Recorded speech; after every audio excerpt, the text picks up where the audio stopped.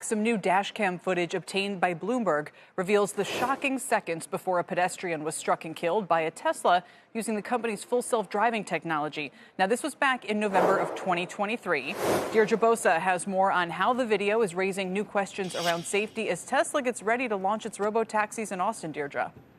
Hey, Kelly. So the footage, it's hard to watch. We're just going to show you a still where you see the glare from the sun. This is just before Tesla approaches a corner.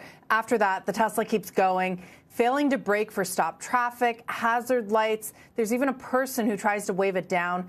The pedestrian, a 71-year-old grandma, she was killed on impact. Now, sun glare is one of the toughest challenges in autonomous driving. It's also one of the clearest cases where lidar outperforms cameras.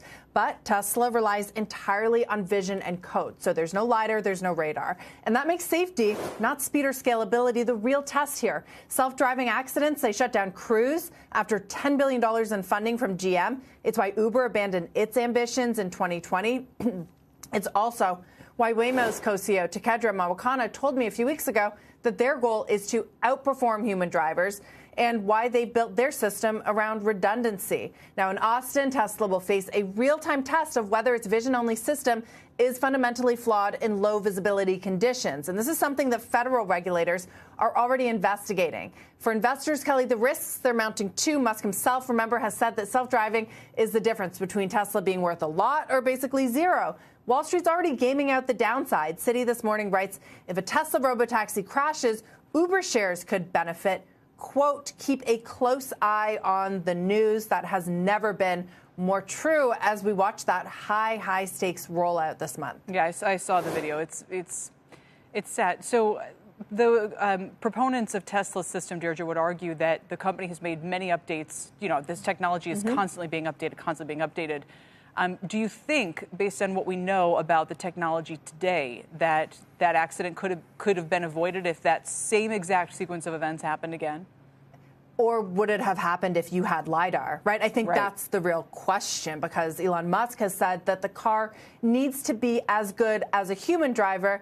That's fundamentally different than what Waymo says, that has delivered 10 million paid rides. They say that it has to be better than a human driver. If you're going to sit in the back seat, as you know, Kelly, we've talked about before, I use FSD, and I feel really good about it when I'm in the driver's seat, when I can intervene.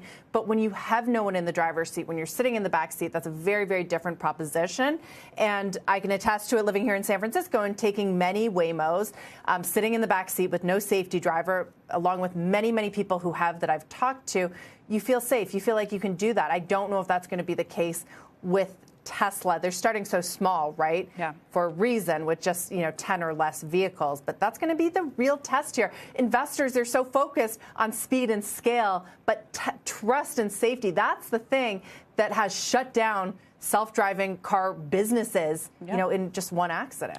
No, with Cruise, and I think if regulators were ever to say, you review the data and say, these systems have to have lidar, it's not a small thing for Tesla to have to grapple with, and we're nowhere near that point yet. But I think as we get more data, they're going to have to contemplate that.